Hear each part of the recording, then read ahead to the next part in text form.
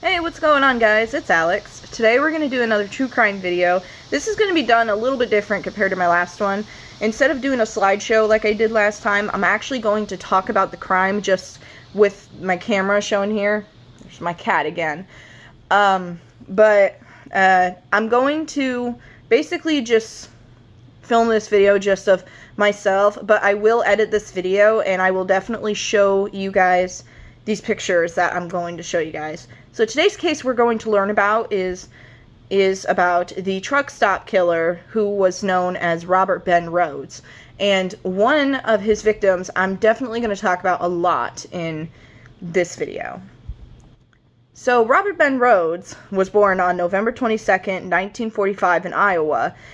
And when he was 18 years old, his father molested a 12-year-old girl, and his father ended up killing himself so he could prevent trial. And the thing is that with Robert Ben Rhoades, his first arrest was when he was in high school because he fought in the public and he also tampered a lot of vehicles. And when he got released from prison, he never changed, as he himself, like his father, molested an 11-year-old. And around that time, he was in the Marines when it happened, and a few years later, they found out about his robbery charges, and so he got a dishonorable discharge because of that. And so 7 years after he got out of the Marines, somebody offered him a job as a truck driver, and before he was a truck driver, he wanted to be a police officer, but he was never accepted into the job. And so his first few weeks of working, it almost seemed like he was free in trouble. However, once he got the job was when he started torturing and murdering the victims in the back of his truck later on. And in the back of his truck, he had a torture chamber where he would rape and torture his victims. And so the start of his killing spree, it was said that he killed his first victim in 1975, which was when his crimes actually started when it came to killing. And his first known victims were of a couple that was hitchhiking to go to Georgia. And the couple that he kidnapped, which I could not find any pictures of them, so I won't be showing pictures of them here. But they were 26-year-old Douglas Zyskowski and 25-year-old Patricia Walsh. And Zyskowski was killed immediately while he kept Walsh captive and raped, tortured, and then he ended up shooting her when he got done with her. And apparently the police couldn't identify the bodies of the both of them, and it took a year to identify Zyskowski's body and almost a whole decade for Walsh's. And both of their bodies were found in different states. Both of them were one of them, Zyskowski, was found in Ozona, Texas, while Walsh's was found in Millard County, Utah. Which, the thing with Robert Ben Rhoades, he was a truck driver that would drive basically around the country, which is why he basically put them in different states. And then the next victims I'm going to talk about, one of these victims is actually probably his most known one. His victims were actually his last two victims. It was of two teens, 18-year-old Ricky Jones and 14-year-old Regina Walters, who were both from Pasadena, Texas. The two teens wanted to hitchhike to Mexico, and like the previous couple that I talked about, he picked them up. He ended up killing Jones immediately by shooting him, and it was likely possible that he did it in front of Regina. And he was found a few weeks later in Mississippi, but his body wasn't identified until 2008. And after killing Jones, in the back of his truck, he tortured and raped Walters, and he also forced her to have her hair cut and to shave her pubic hair. And it is also said that he discovered her journal where she had her parents' phone numbers, and he ended up calling her parents and said that he changed her appearance by cutting her hair. And when they asked who was on the call, he hung up immediately. I'm sorry about my cat, but it's just, I don't know. Stop it! Okay, anyways, getting back to the thing. The next thing I'm going to talk about is, without a doubt, pretty freaking disturbing to me. Like, I found out about this case a couple of days ago, and these pictures are legit haunting. So, and I'm going to show it to you guys. So, what happened was he kept Regina for 2 weeks, and not only did he shave her head, but he also pierced her with fishing hooks. And right before his death, he took her to an abandoned barn in Illinois, and she was then forced to change into a black dress and black high heels for pictures he wanted. And the pictures that I'm going to show you, you can legit see the fear in her eyes. Like, you can legit tell that she knew what was, like, she basically probably knew what was going to happen to her. Okay, so I'll go ahead and show you guys the pictures.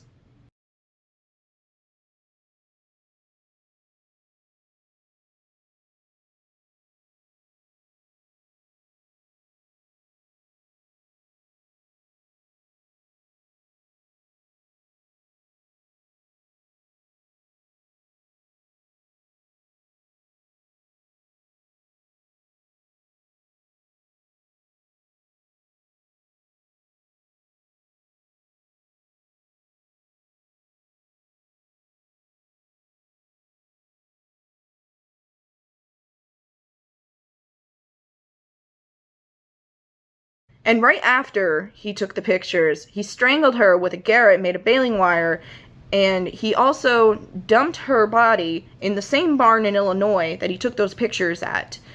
And the thing is that with the pictures I just showed you guys, it is unknown whether the dress belonged, or the dress or the high heels, we don't know if it belonged to another victim of his that he killed before, or if he just bought it for his future victims. Like, we don't know about that, but what we do know is she was not hitchhiking in those clothes, so those clothes were definitely not hers.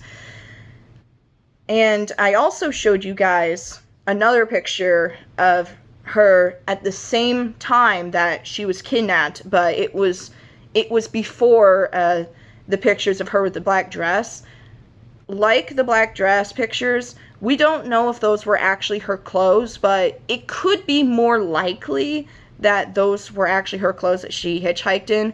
We don't know, but the shirt, the blue shirt that I showed you guys, was definitely found at Rhoades' house when there was a search warrant for his house, and the pictures I showed you were some of the pictures that he found in his house. And talking about, you know, the whole thing where he changed the victims' appearances, I actually really wanted to know, like, why he changed the victims' appearances. I tried, like, searching online to see if anybody had certain ideas of why he might have done it. Some people said that he probably did it because he wanted to change the appearances.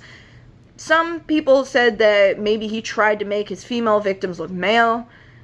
But honestly, what I think, and I could be very wrong, is I think maybe the reason why he did that was probably because he wanted to change the victims' appearances, but probably because he thought maybe they wouldn't be identified at all if he cut off all their hair and stuff. Which, like I said with the other things, I could be very wrong.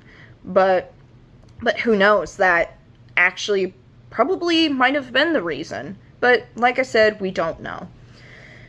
And so anyways, we're now going to talk about how Robert Ben Rhoades got caught. On April 1st, 1990, he was found in Arizona for having his hazard lights on, and one of the officers investigated the cab, and he ended up finding a nude woman who was screaming and was handcuffed and completely nude. And he also saw a murder kit in his truck, which he first thought was a rape kit, but then he realized it was a murder kit. After Rhoades tried to talk his way out of the situation, he was then arrested and was charged with aggravated assault, sexual assault, and unlawful imprisonment. He almost escaped as one of his handcuffs broke free, but Miller made it back to the police car in time to reapply the handcuffs. And before they even knew about his murders, he was originally sentenced to 6 years in prison.